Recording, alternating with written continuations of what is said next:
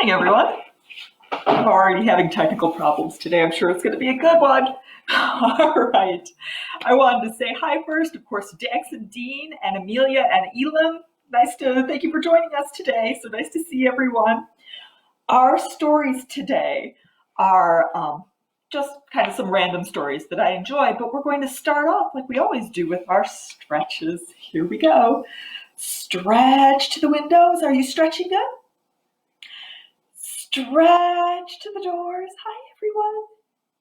Stretch up to the ceiling and down to the floor. All right, now that we're all stretched out, let's get started. Our first story, and this one was actually brought to my attention by a patron. She enjoyed the Spanish version, which is really good. I'm going to read the English version to you, though. It's called Shh, We Have a Plan.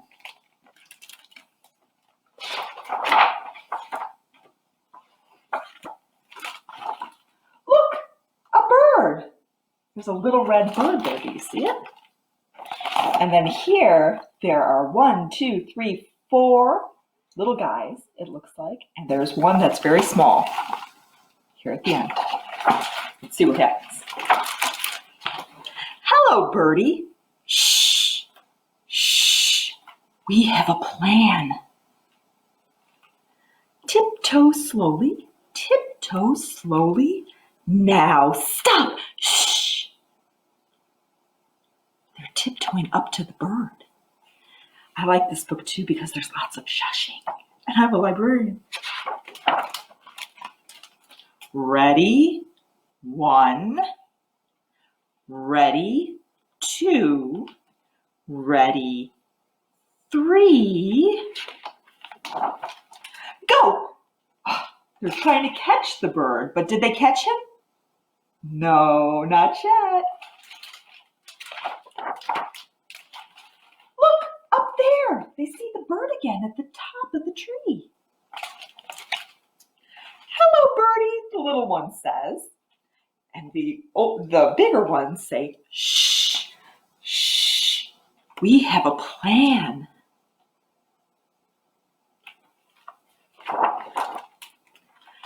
Climbing slowly, climbing slowly. Now stop. Shh. Can you shush with me? Shh. Ready 1, ready 2, ready 3. Go. Did they catch the bird? Nah, not yet. Look, down there. Now they're looking down here. There's the red bird. And the little one says, hello, birdie. And the bigger ones say, shh. Can you shush with me? Let's do it again. Shh. We have a plan. Let's see if they get the bird this time. Paddling slowly. Paddling slowly. Now stop. Shh. Ready 1, ready 2, ready 3. They almost got him. Go. Oh no, they missed him again and he fell into the water.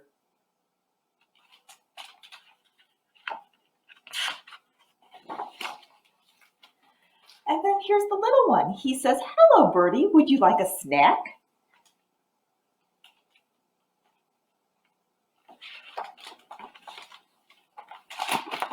One, 2, 3. There's more birdies joining them. Look!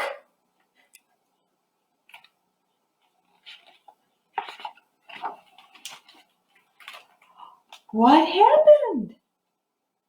Now he's surrounded by all kinds of birds. This reminds me of the story that we read earlier in the week about the coos.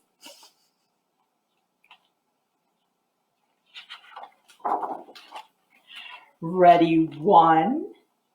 Ready, two. Ready. Uh-oh. Run away! Oh no, they're being chased by all those birds.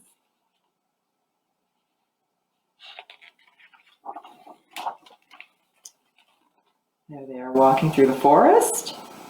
I think they got away from the birds. That's good news. Uh-oh. Look!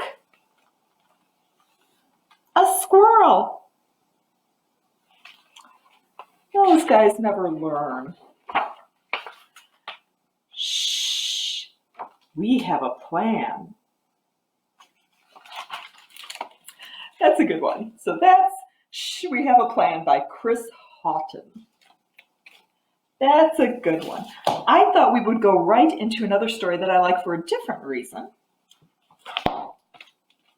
This one is called Uni the Unicorn and the Dream Come True.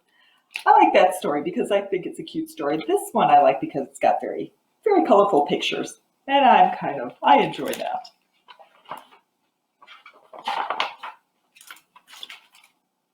It has been raining and raining and raining and raining in the land of the unicorns,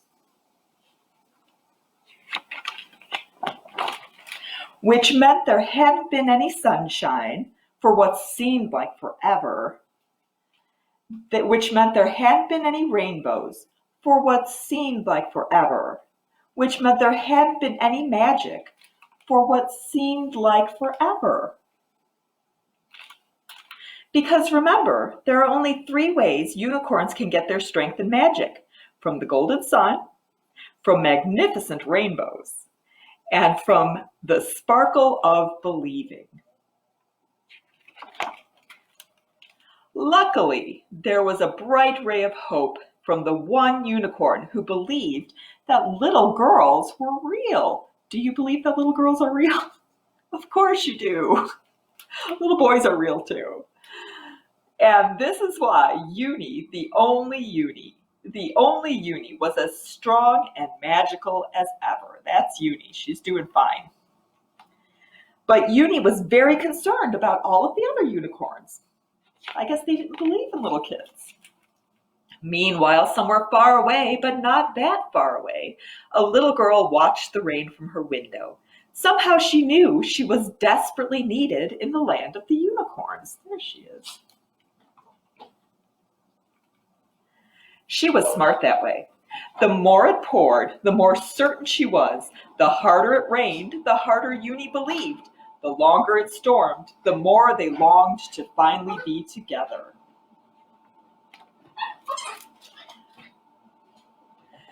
All of a sudden, they both heard thunder. Clap, clap, clap. And they both saw lightning. Zap, zap, zap. They closed their eyes tight and wished the same wish with all their might. Close your eyes and wish. Did you do it? Then everything went white and quiet. Hi, Chris. Thanks for watching. I really miss you, the little girl shouted. You're really real, though Uni had never once doubted. My dog is getting really excited. My husband just came home. That's what all that noise is. I don't know if you can hear it.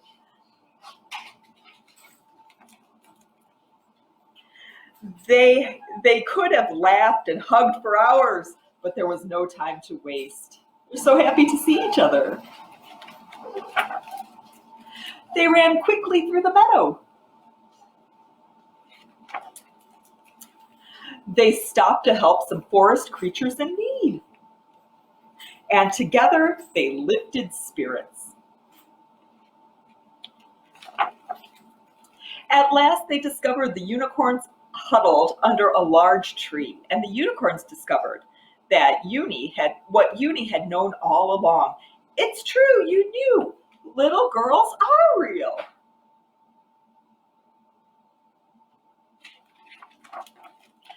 Believing and befriending each and every unicorn each unicorn became once again sparkly, strong, and magical. That's a pretty picture. Lots of colors there. As for the endless rain, Uni alone hadn't been able to wish it away, but together, could the unicorns make such a wish come true?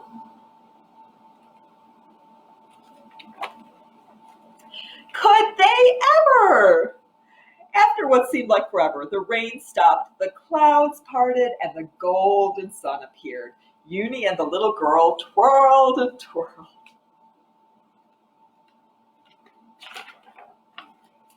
What they didn't know, but would marvel at soon enough, was that the sun would bring not one, but two magnificent rainbows. And since rainbows are the bridge between here and there, a double rainbow meant that not only could the little girl return home, but there was a place for one more. Of course, you know who she chose. She couldn't wait for her family and friends to finally meet Uni the unicorn. The end. And I'm not going to read this one to you, but this is a cute book for younger kids too. It's a Uni the Unicorn book. It's a Valentine's Day book, A Valentine for Uni the Unicorn. And it's a little shorter than the regular Uni the Unicorn books. And I want to show you some other books too. Here on the Libby app, I looked today to see if there were any unicorn books on the Libby app, and they are, and they're kind of cute too. So a few that were in,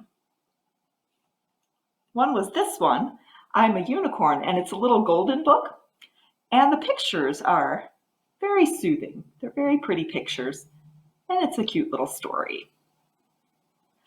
Also, let's see if I can get the others. Also still available is Not Quite Narwhal. And this is a little story about a unicorn who lives under the sea with narwhals, and he's not quite sure why he's not really a good swimmer and can't really keep up with the rest of the narwhals. And then he meets other unicorns and realizes that he's really a unicorn. But it's a cute story too, and the pictures are nice. It's another one you might want to check out from the Libby app. And there are the narwhals. And another one, the picture book that was in, about unicorns. Let's see, oops, I lost everything here. There we go. Oh, what's this one? Another Uni the Unicorn book. This is a beginning reader, and it's Uni the Unicorn, Uni's First Sleepover. So that's another pretty book that you might want to take a look at. It's got colorful illustrations. It's about her sleeping over. Oh, speaking of sleeping over, tonight, if you want to join me again, I'm doing another Facebook Live story time at 7 p.m. tonight. It's bedtime stories. So I hope that I see some of you tonight too. Let's see, let's do 10 galloping unicorns. Usually this is 10 galloping horses for us. But we're going to do 10 galloping unicorns because we just read a unicorn book. So let's get out our unicorns. 10 galloping unicorns came through town. 5 were white, 5 were brown. They galloped up. Can you gallop up? And they galloped down. 10 galloping unicorns came through town. 10 galloping unicorns, what a sight. 5 were black, 5 were white. They galloped to the left. They galloped to the right. 10 galloping unicorns, what a sight. 10 galloping unicorns looking for a snack. 5 were brown, 5 were black. They galloped forward. Can you gallop your fingers forward? And they galloped back. 10 galloping unicorns looking for a snack. Good job with your unicorns, everyone. Okay, so our activity today is something that we're going to work on a life skill. What you need today is A pair of safety scissors. This is the important part because we are going to work on scissor skills today. So you need a pair of scissors. You need either a straw, a plastic straw, or some Play-Doh. You need an old card and maybe a piece of paper or cardstock and some stickers. You could, these are all not necessarily necessary, and a ruler or something straight. So, working on our scissor skills, here we go. The first thing you want to make sure is that you have safety scissors. So you want this kind of scissors that have a rounded edge so that no one pokes themselves and gets hurt.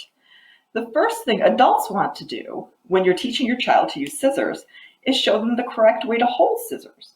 So they're going to put their thumb into the top hole and put their index finger and their middle finger into the bigger lower hole.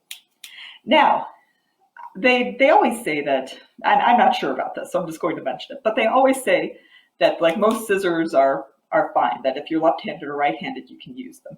But if your child is left-handed and you find that it doesn't seem to be working, get them a real pair of left-handed scissors so that they can learn to cut like everyone else can. All right, so if this is your child's first time cutting, show them the motion. Try to get them to be comfortable with the open and close motion. And once they have that, you can practice snipping. And that's where the straw comes in. So you can hold the straw for your child and they can snip, snip, snip. And then once they get that, you can let them hold the straw too, because that's part of the skill that you need to have when you're learning to cut. You need to be able to hold something with one hand and snip with the other hand. Snip, snip. Now, if you don't have a straw, you can use something else that's easy to cut. Just take some Play-Doh out, and they can practice their cutting, their up and down motion in the Play-Doh. And they can just keep doing that and reusing the Play-Doh over and over again. Once they can move their scissors with ease, you can move on to cardstock. So that's where your old greeting cards come in, and they can start just cutting any way that they can. If all they are doing is snipping, that's good. If they can cut across the card, that's great. They can just practice cutting any old way on the cards. Now, once they master that, you can make a little cutting activity for them. So what I did here, and I kind of went along with our unicorn and rainbow books, I put some rainbow stickers, and then I took my straight edge and I drew some lines, and now they can practice cutting on the lines.